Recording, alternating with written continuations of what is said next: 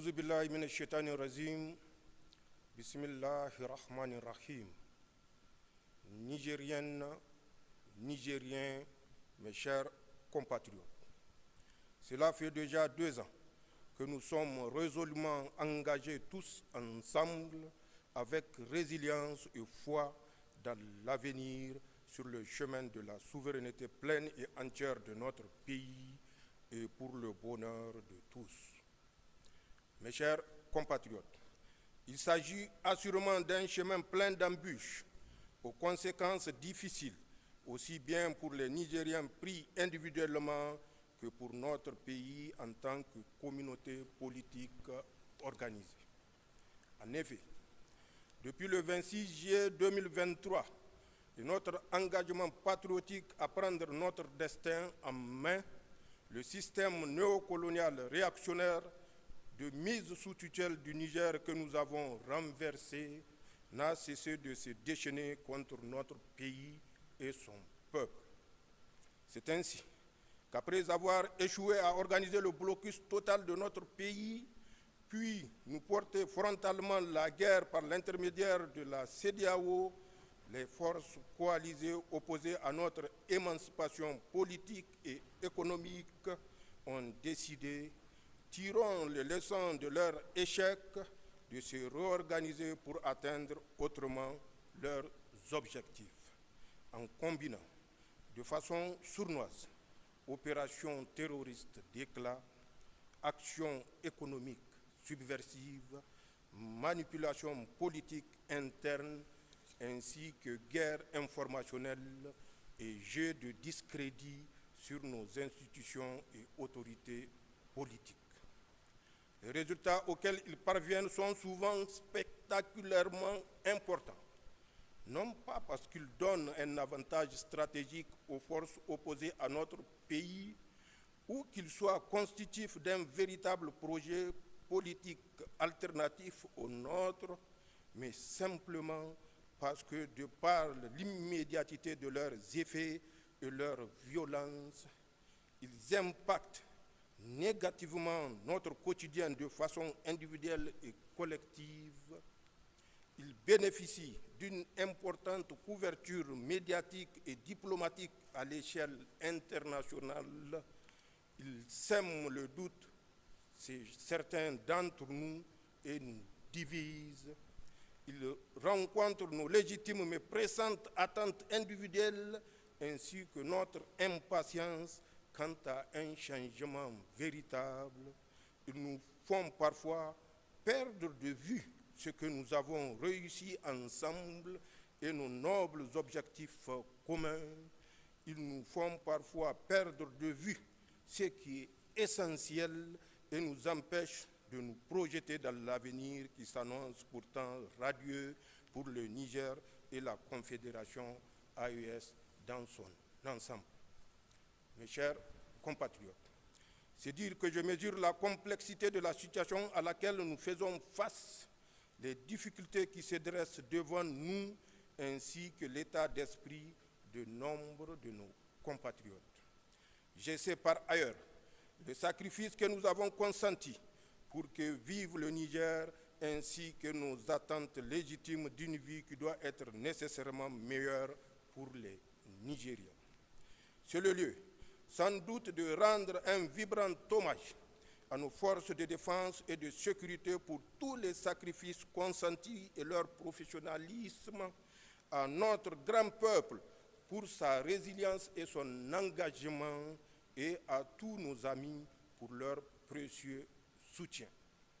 Mes chers compatriotes, force est donc de reconnaître que nous avons objectivement besoin d'une organisation adaptée à notre contexte pour réaliser notre projet politique et parvenir à des résultats probants pour chacun de nous, individuellement considérés, et pour notre pays de façon générale. En effet, aucun projet politique à l'échelle d'un pays ne s'est réalisé dans la précipitation et dans un court délai. Cela est particulièrement vrai dans le cas du Niger, en tenant compte notamment de notre histoire politique singulière des enjeux liés à l'exploitation de nos ressources naturelles et de l'adversité sans précédent à laquelle nous faisons face aujourd'hui. C'est pourquoi nous sommes ensemble dotés d'une charte de la refondation dans un cadre inclusif et consensuel, celui des Assises nationales de la refondation tenues à Niamey du 15 au 20 février 2025. La charte du 26 mars 2025 a non seulement posé les jalons de la souveraineté pleine et entière du Niger sur le plan politique et économique, en nous permettant de nous réapproprier notre pays, ses immenses ressources naturelles et en définissant les valeurs devant régir notre société, mais aussi organiser nos pouvoirs publics et octroyer un délai raisonnable à notre gouvernement pour refonder notre République.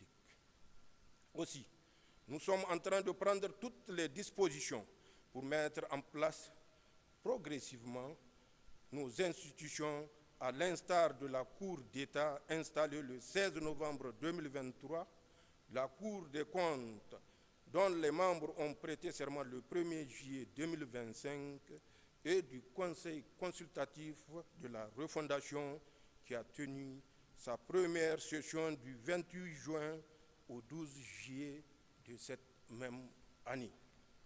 C'est le lieu aussi de féliciter une fois de plus tous les acteurs qui ont permis l'aboutissement heureux de ce processus et les encourager à persévérer au service du Niger et des Nigériens. Mes chers compatriotes, comme nous pouvons le constater, il s'agit d'un chemin difficile que nous sommes en train d'aménager avec courage, détermination pour l'avenir. Mais il s'agit surtout du seul chemin en phase avec nos légitimes aspirations de liberté, de souveraineté et de développement certain dans l'avenir. Il s'impose donc à nous comme un choix rationnel, historique et de conviction. En effet, que l'on ne se méprenne pas, nous avons en réalité un choix à faire entre deux lignes directrices fondamentalement différentes. La première ligne directrice est celle du chaos programmé à moyen terme dans notre espace sahélien et notre soumission aux forces que nous connaissons à long terme et de façon définitive, cela dans la passivité et l'insouciance. C'est le choix de continuer à faire la politique comme par le passé. La politique qui consiste à soumettre notre pays à la volonté de la France et à faire du Niger une base militaire pour projeter des forces étrangères et à abandonner l'exploitation de nos richesses à quelques puissances étrangères qui entretenaient des relations de corruption et de parrainage avec certains de nos compatriotes. La deuxième ligne est celle du refus de la soumission et de continuer la même politique qui, en 65 ans d'indépendance octroyée, n'a produit que corruption, insécurité et misère. C'est le choix de la dignité dans l'honneur et pour l'avenir. La politique de défendre sans complexe et sans complaisance les intérêts du Niger. Elle consiste à ne soumettre le Niger qu'à la seule volonté des Nigériens et à nous approprier notre pays et l'audace de nous engager sur un nouveau chemin en rupture d'avec ce que nous avons expérimenté jusqu'à une date récente. Mes chers compatriotes, ce choix d'emprunter le chemin difficile qui est désormais le nôtre, nous l'avons fait ensemble et dans l'unité, en toute responsabilité et en ayant une claire conscience des enjeux et défis qui nous attendent. En effet, depuis que j'ai l'insigne honneur de présider à la destinée de notre cher pays, j'ai toujours tenté, lors de mes différentes prises de parole, de présenter dans la transparence l'exacte situation dans laquelle notre pays se trouve en identifiant clairement les menaces, les jeux des acteurs, les enjeux et les défis. J'ai ainsi prévenu les Nigériens de toutes les difficultés auxquelles nous faisons face dans leur complexité pour mieux nous préparer au combat difficile mais victorieux que nous allons devoir mener dans la durée, Inch'Allah. J'ai sensibilisé les Nigériens sur la vaste campagne de désinformation contre notre pays dans le but de nous diviser, de jeter le discrédit sur nos institutions pour briser notre élan. C'est dans ce cadre que s'inscrit en effet toutes les pressions médiatiques qui consistent à exagérément amplifier tout ce qui est perçu comme un problème de gouvernance et à discréditer toute initiative de mon gouvernement. Mes chers compatriotes, pour ma part, j'estime que quelle que soit la difficulté à laquelle nous sommes confrontés aujourd'hui et seront confrontés à l'avenir, elle s'inscrit nécessairement dans la conjoncture de l'exercice du pouvoir d'État et reste liée à nos choix politiques stratégiques actuels. Elle ne saurait par conséquent nous dévier de notre serment devant Allah et notre engagement devant le peuple nigérien de n'agir que de bonne foi pour et dans l'intérêt du Niger. Elle ne saurait annihiler le mérite des Nigériens qui ont décidé souverainement et définitivement de rompre avec toute domination et de s'engager véritablement dans la voie du développement endogène de leur pays. Labousanino, Zantian Kassani, Halele du non. Du reste, fort de notre histoire plusieurs fois millénaire, de notre résilience à toute épreuve, notre solidarité agissante, de notre force de travail, de nos ressources naturelles réappropriées, de notre union sacrée et de nos aspirations communes, je reste convaincu que nous avons en nous et chez nous la détermination et le génie pour y faire face victorieusement. Mes chers compatriotes, parlant du travail, c'est le lieu d'encourager tous les Nigériens, quel que soit leur secteur d'activité, à se remettre véritablement au travail, car c'est le seul moyen de sortir de la pauvreté et développer notre pays. Aussi, à ce stade de mon allocution, j'aimerais rendre un hommage mérité à tous les acteurs, paysans, entrepreneurs et administrations qui portent avec courage et des résultats tangibles le programme de la grande irrigation. En effet, grâce à leurs efforts conjugués à ceux du monde rural en général, pour la première fois au Niger, nous n'avons pas connu de situation dite période de soudure.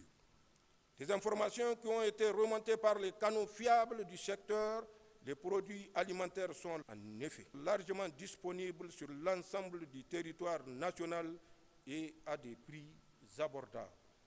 C'est bien la preuve que le travail bien fait porte toujours de bons fruits et que nous sommes capables de réussir dans un délai raisonnable notre souveraineté alimentaire. J'aimerais également rendre un hommage à tous ceux qui se sont mobilisés pour le Fonds de solidarité pour la sauvegarde de la patrie. Ce fonds a permis à notre pays de faire des réalisations importantes. Il s'agit là également d'une preuve supplémentaire que nous sommes capables, ensemble et dans la solidarité, de réaliser des belles choses. Aussi, j'encourage tous les Nigériens à persévérer dans ce sens pour le bien de notre pays. Nigériennes, Nigériens, mes chers compatriotes, j'aimerais, au terme de mon allocution, rassurer les Nigériens qu'en dépit de la conjoncture difficile que nous traversons et de l'adversité féroce auquel nous sommes confrontés, notre pays se trouve bien sur le bon chemin, celui de la dignité, de la souveraineté et du combat pour un avenir meilleur pour tous. Aucune difficulté, aucune épreuve, aucun obstacle actuel ou à venir ne doit entamer notre engagement pour le Niger et entraver la réalisation de notre grand projet commun. C'est de la survie et de l'avenir de notre pays dont il s'agit. Je vous invite par conséquent à plus d'engagement et de travail pour réussir ensemble dans l'union et la solidarité. C'est cela notre part de responsabilité historique. Pour le reste, j'invite tous les Nigériens à intensifier les prières et doigts pour qu'Allah continue de préserver notre pays, qu'il nous gratifie d'une bonne saison de pluie et nous accorde la réussite dans tous nos projets pour le Niger et notre confédération AES. C'est d'ailleurs convaincu de l'importance de nos prières dans la réalisation de ce projet et tenant compte du contexte difficile du moment que j'ai instruit le gouvernement à restreindre les activités commémoratives de l'an 2 de l'accession du Conseil national pour la sauvegarde de la patrie au pouvoir à des séances de lecture du Saint-Coran et de prières sur l'ensemble du territoire national pour qu'Allah continue à descendre sa rahma sur notre pays, à nous accorder un hivernage fécond et la réussite dans tous nos projets individuels et collectifs, Inch'Allah. Vive le Niger, vive la Confédération des États du Sahel. Je vous remercie.